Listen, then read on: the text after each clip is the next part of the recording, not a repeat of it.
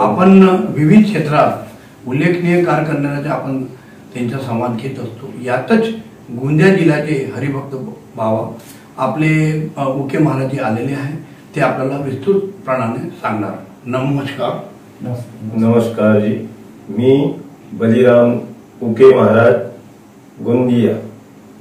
मी आपल्या महाराष्ट्रामध्ये जी परंपरा चालत आलेली आहे, श्री संत ज्ञानेश्वर महाराज विश्वमाऊली ज्ञानेश्वर माऊलींच्या जी समाधी आहे आळंदी पुणे जिल्ह्यात, त्या पुणे जिल्ह्यातल्या आळंदी क्षेत्रामध्ये श्री सद्गुरु जोग महाराज संस्थापित संस्था जी वारकरी संस्था आहे, आध्यात्मिक संस्था आहे, त्या संस्थेचे संस्थापक श्री प्राचार्य मामासाहेब दांडेकर यांची संस्थापित केलेली जी संस्था आहे, त्या संस्थेमध्ये मी सन 1992 ला तिथे प्रवेश घेतला आणि आपल्या वारकरी संप्रदायाच्या माध्यमातून हिंदू संस्कृती जागृत व्हावी आणि आपल्या महाराष्ट्रामध्ये या संत वाङ्मयाच्या, भागवताच्या, रामायणाच्या, इतर जे काही पुराण आहेत त्यांचाही प्रचार व्हावा, याकरता मी आपल्या महाराष्ट्रामधली जी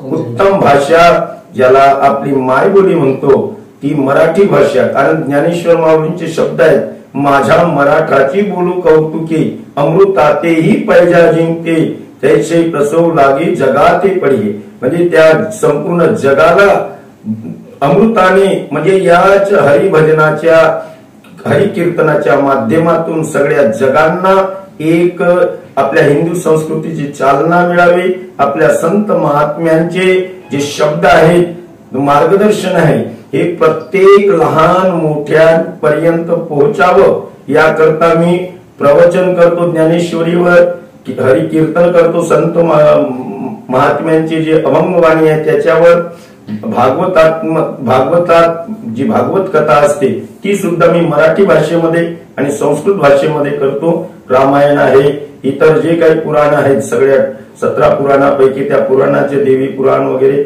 सगळं, आणि आपल्या महाराष्ट्रामध्ये जे हिंदू सण आहेत, उत्सव आहेत, प्रत्येक या उत्सवामध्ये, या सणामध्ये जसे रामनवमी, जन्माष्टमी, जसं हे कार्तिक मास म्हणजे उत्तम मास, हा उत्तम मास म्हणजे भगवंत या कार्तिक शुद्ध याला म्हणतात, ज्या ती भगवंत प्रत्यक्ष जागृत होतात। उठा पांडुरंगा आता दर्शन द्या सकळा, असा जो संत महात्म्यांनी सांगितलं, त्याच्याकरता काकड आरती आम्ही 6 महिने काकड आरती श्री संत गजानन महाराज देवस्थान मध्ये सकाळी पहाटे 4:30-5 वाजेपासून आम्ही काकड आरतीचे कार्यक्रम करतो। आणि या कार्तिक उत्सवाची समाप्ती म्हणून आपल्या गोंदिया जिल्ह्यातल्या, आपल्या गोंदिया, ओल्ड गोंदिया, गोविंदपूर परिसरातल्या प्रत्येक मंदिरामध्ये कार्तिक समाप्तीचा उत्सव करतो। त्यामध्ये आपण सामूहिक हरिपाठ, कीर्तन आणि संपूर्ण गोपाल काल्याचे कीर्तन, भगवान गोपाल कृष्णाच्या लीला चरित्र केले। आणि आपल्या आता किती झाले असेल बाबाजी आपले? आता माझे कमीत कमी कार्यक्रम म्हटल्यानंतर आता अंदाज तर लावता येत नाही, पण माझे वार्षिक कार्यक्रम कमीत कमी माझे 30 कार्यक्रम तर वार्षिक असतातच। आणि आता 92 पासून सतत मी कार्यरत आहोत। अनेक कीर्तन, अनेक प्रवचन, भागवत कथा माझी कमीत कमी आज 18 वर्ष झाले मी भागवत कथा करतो, रामकथा करतो आणि हरिकीर्तनाचे कार्यक्रम करतो। 3 तासाचे आपलं कीर्तन असते, एका अभंगावर चिंतन करणे, त्याचं सोडवणूक करणे, जसं पेपर सोडवतो त्या पद्धतीने सोडवणूक करून त्याच्याच माध्यमातून लोकांना आम्ही मार्गदर्शन, लोकांना संदेश काय देणार? लोकांना संदेश हाच आहे की आमच्या जो वारकरी संप्रदाय आहे हा या भेद ठेवत नाही, कारण की विष्णुमय जग वैष्णवांचा धर्म, भेदा भेद भ्रम अमंगळ, सगळ्या जातीचे जे संत झाले, भक्त झाले, सगळे आपल्या या महाराष्ट्रामधल्या या भगवान विठ्ठलाचे भक्त झाले, जातीभेद नाही। आणि याच्यामध्ये खऱ्या अर्थाने यारे यारे लहान थोर याती भरते नारी नर सगळे या ठिकाणी येतात, माता भगिनी, मुली मुलं सगळे। आम्ही वार्षिक अजून 1 महिन्याच्या शिबिर घेतो, लहान लहान जे मुलांना सुट्ट्या लागतात, जसं 5वी पासूनच्या मुलांना सुट्ट्या लागतात, त्यावेळेस आम्ही 1 महिन्याचे शिबिर घेतो। त्या शिबिरामध्ये आम्ही हरिपाठ आणि आपल्या हिंदू संस्कृतीला कसं जोपासलं पाहिजे, भक्ती मार्गाला कसं, कारण की या कलियुगामध्ये एकमेव साधन आहे, कलियुग केवळ हरिगुण गावत नर तरही भवता.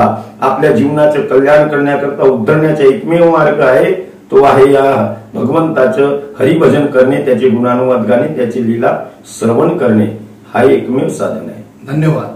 आज आपल्या सोबत मनमोकळेपणाने हरिभक्त उके महाराजीने सांगितले आहे. सतीश पारधी, नवराष्ट्र, गोंदिया.